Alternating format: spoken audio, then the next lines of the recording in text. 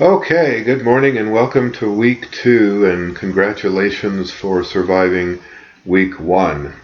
I know week 1's really crazy, and I know there's a lot of stuff coming at you from all different directions, and it's a lot of material to process. And so I want to remind you, and I've mentioned to a couple of your colleagues, I organize each week's module from the top to the bottom. So if you start at the top and, get hold of the material at the top, and then make sure you understand that before you move on to the next thing, and be sure you do that before you move on to the next thing. I've tried to arrange it in the most logical workflow pattern that makes sense to me. I'm always open to suggestions. If there's something you like better, please let me know. So it's a good idea to start the week, look at the whole module, see the material, the assignments, the writings, and things you're going to need to accomplish throughout the entire week. But then when you start working, start back at the top and work from top to bottom. So I want to review a couple of things from last week, and then I'll tell you about this week. And this week will be probably a much smaller unit of work. So there was some confusion about deadlines last week. So I want to try to clarify that for you. There are only 2 deadlines in any week except the first week. The first week you had a couple of activities that you needed to do by Sunday night, and that was to allow me to check in to see who's actually going to be with us and who isn't, because I had to make room for the colleagues, and there were 12 of them who wanted to add the class, actually 15 of them, and I'm happy to say that I managed to find spots for all of them. But that's why you needed to do those 2 activities by Sunday night. Okay, there will never be a Sunday night deadline ever again. You can forget about that. There are 2 deadlines, and only 2 deadlines unless I inform you otherwise. And I can't think that I ever will do that. There's a Friday morning at 7 a.m. deadline for the initial forum post. This is in the syllabus. It's also in the forums, and I'm also explaining it to you now again. So you have to do your initial posts by Friday at 7 a.m. That means you have to reply to me in all of the credit-bearing posts by Friday at 7 a.m. if you wish to get a chance at full credit for the week. And then the big deadline is always Monday night at 11:55 p.m. And that means for the forums, all of your forum activities must be completed by 11:55 on Monday night. Now, what I've done this week was I made the due date for the forums Friday at 7 a.m., and that was by way of helping people to remember that you need to get in and do those initial posts by that time. But the thing is still open until Monday at 11:55 p.m. It always happens every semester that a few folks, will blow off the forums every week, or they'll miss the Friday deadlines every week, and then wonder why they failed the class. Well, why they failed the class should be obvious to anyone who's paying attention. So I've made the due date, because I can't make 2 due dates, I've made the due date for the forums at Friday at 7 a.m., and that's just to remind you, and then to know that if you want to get full points for the week, if you want to have a chance at full points for the week, you have to get in and do those initial posts by Friday. Do you have to do that? No, you don't, but if you don't, you'll lose some points. And then the entire forum closes down on Monday at 11:55 p.m. If that's confusing, I can take that due date away. But it seems like a lot of folks seem to manage not to be able to get in and do that, and then they lose points week after week, and it's a bunch of points over the course of 16 weeks. So if you'd prefer me to not do that, I'm happy to take that due date away, and we'll have a discussion in the forum about it. But I wanted to explain the logic behind why I organized it the way I did. The other thing is, everything is an assignment. I know Canvas breaks out things into assignments and discussions and collaborations and blah, blah, blah, and blah. And there's a whole bunch of columns for different activities. And that just frankly confuses me, and it makes it much more clunky than it needs to be. Because all points are ranked the same. And so I've made absolutely everything an assignment. So your forums are assignments, your papers are assignments, and everything's an assignment. So everything, the points you receive for everything will be in that assignment column. And so you won't ever need to worry about anything else there. Okay, and the last thing is I've given you, and I'll mention this again, I've given you in a module of what's called how-tos. Those are things to remind you of the stuff that you learned in English 1A about basic essay format, some of which you'll need to call upon this week.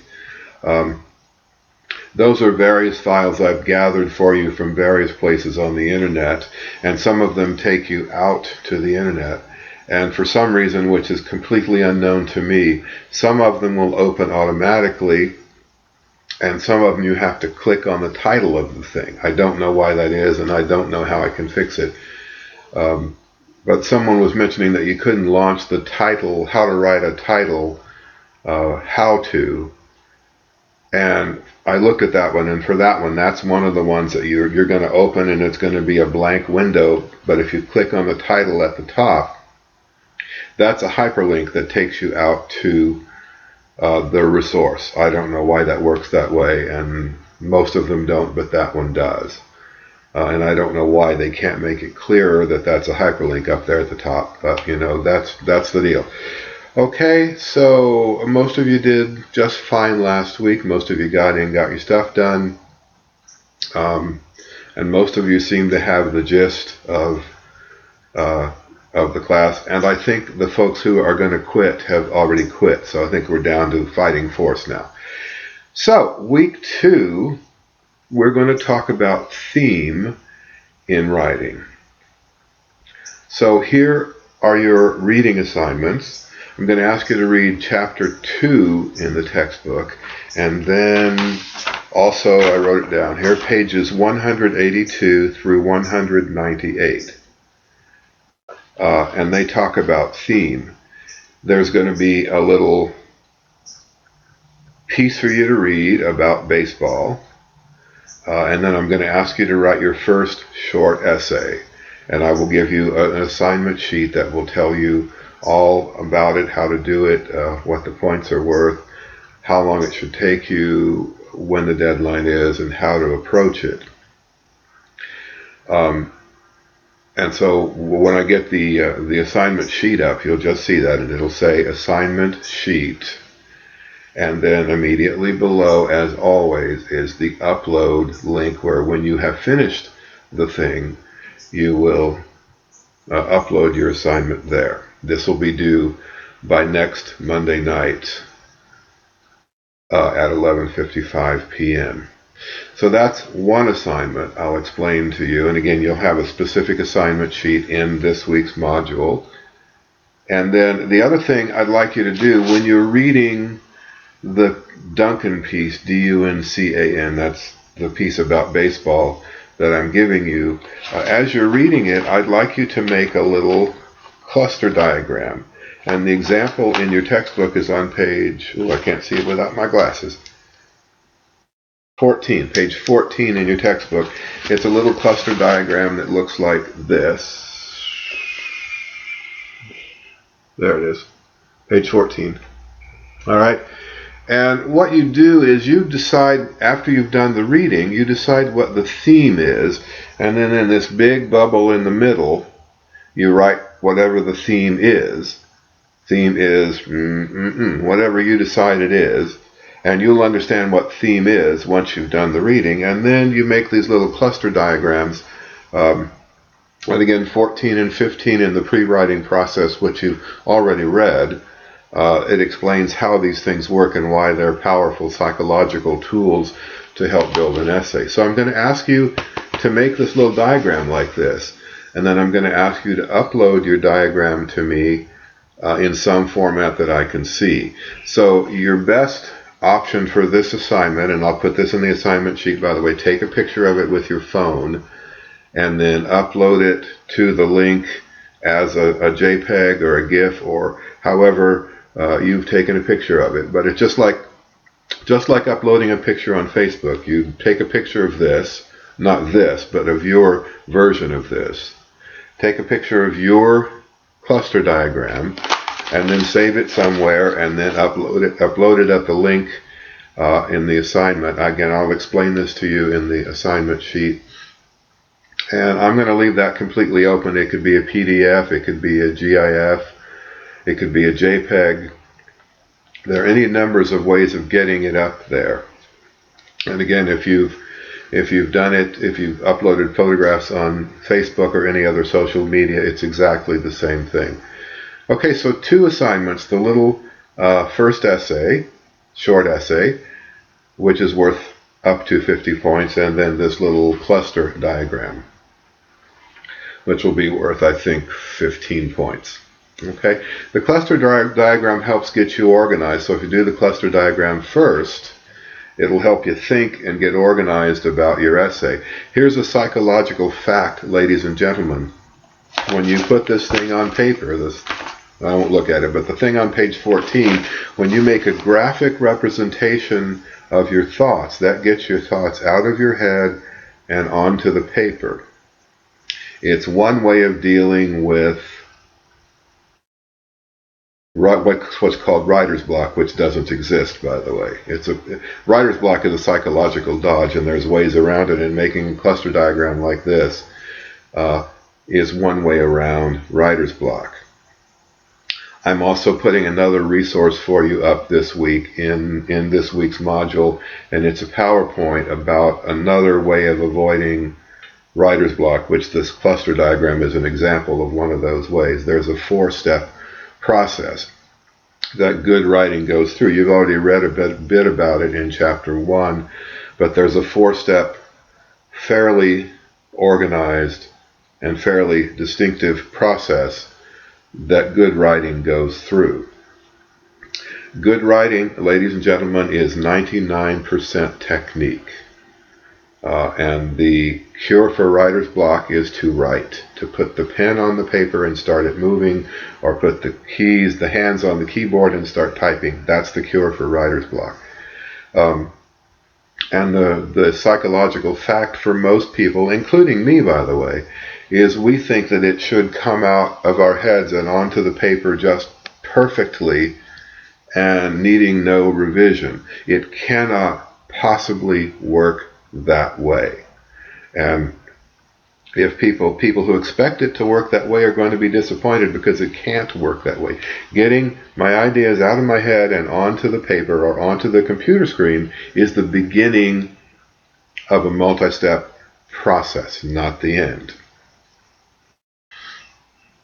And that's just psychologically, that's a fact of the way writing works. Writing is not difficult at the level we're working. It's just a multi-step process, and many people pretend that it's difficult because they somehow think that gets them out of going through the process and taking the steps. And if you don't take the steps, the writing isn't very good, and then you're confirming for yourself the lie that you're a bad writer. No, you just don't want to go through the steps, and if you go through the steps, you'll be a better writer, guaranteed. So the GORE system, G-O-R-E, is a little thing I made up some years ago in a way to sort of clarify and help this make sense to my students. I'm one of those teachers that believes implicitly and strongly, if I can help you understand what you're supposed to be doing, you'll do it and do it well. And you're perfectly capable. Every one of you is perfectly capable of doing this and doing it well. But you need to understand. There's no reason why you should do it because I'm the teacher and I say so. That's not a valid reason.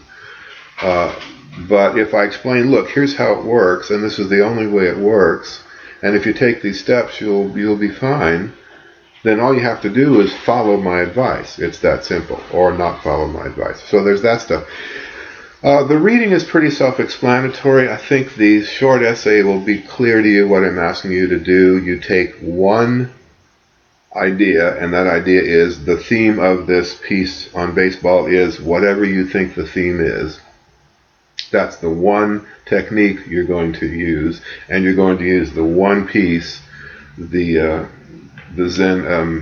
Mickey Mantle Koan, K-O-A-N, and you're going to use that one piece, and you're going to look at that one technique, and that's all we're going to focus on in this piece. I happen to think it's a lovely little piece. It's a memoir. It's not really an essay. It's more of a memoir, but I happen to think it's beautifully written, and I think it's just lovely, and it's one of my favorite pieces of writing, which is why I'm sharing it with you, among other reasons. So the only thing that I'll caution you, if you do the reading and you do the participation in the forums, you'll have this thing nailed. The only thing I want to be clear to bring to you is the distinction between theme and subject.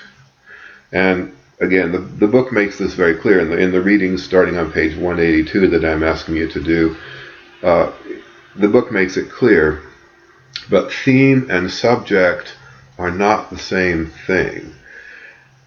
You may say this little piece I gave you to read this week, you may say it's about baseball. That may be the subject, but baseball can't be a theme. A theme is a broader thing that may include thinking about baseball. And the article may be about baseball, but the theme and the subject is not the same. Baseball may be the subject. Did I say theme earlier? I forgot. The subject may be baseball, but the theme is not baseball. The theme is something else. So if you find yourself using the word about, this piece is about baseball, family, something like that. If you use the word about, you're talking about subject. Almost certainly guaranteed you're talking about subject. So rewrite your thesis statement and talk about the theme as you understand it after you've done the reading. Let me tell you briefly, and then I'll be done for the week with the videos, briefly what I'm looking for, what I'm going to be looking for in this first essay is it needs to be an essay. Now you've all had English 1A or freshman composition at some other place, so you know what an essay is, you know what an essay looks like, and so this is going to be review for you. But what I'm going to basically be looking for is a grasp of basic essay structure, i.e. a title, an introduction, a thesis statement, several paragraphs with clear topic sentences, some reference in your essay to the primary piece, the piece by Duncan, and a strong conclusion. Okay? Of everything I just mentioned, everything except the reference to the original piece, in the how-to module, you will find how to do all these things by way of simply reminding you how to write a title, how to write an introduction, how to write a thesis statement and some mistakes to avoid in thesis statements, how to write topic sentences, and how to write a conclusion. Those are things that I'm going to assume you already have some idea about and some reasonable grasp of those 5 things, because typically people don't pass freshman composition without a pretty good handle on those 5 things. At least you don't pass my freshman composition without a pretty good handle on those 5 things. So do the best you can. If you're unclear, review those things. And as I said earlier, if the resource won't open, if you just get a blank window, try clicking on the title up at the top, and chances are that will open it. Okay, so you're going to be asked to write a short essay and show me pretty good control over those 5 things, and then that will give me a chance to assess. I'm not looking for perfection. I'm looking for some evidence that you have heard of these things before. You've heard of introductions, you've heard of thesis statements, you've heard of titles. You've heard of these things before, and you've practiced them enough so that it doesn't look like this is the first time you've ever heard of this in an essay for this class. I'm not going to judge these harshly. I'm going to use them as a diagnostic tool, so if when I need to drill down and help more specifically on a certain area for you, I'll be able to do that. Okay, so I hope you have a wonderful week. Again, everything's in the module for the week. You don't ever have to go to the files link. Everything that's in the module is duplicated in the files. You can go to files if you want, but you won't find anything in files that isn't in the module unless I've made a mistake, and I do all the time, so please let me know if there's anything that's confusing. There will be some discussions this week, and this essay and your little cluster diagram, both of those are due on Monday night at 11:55 p.m. All right, my friends, have a great week, and we will talk again. Bye.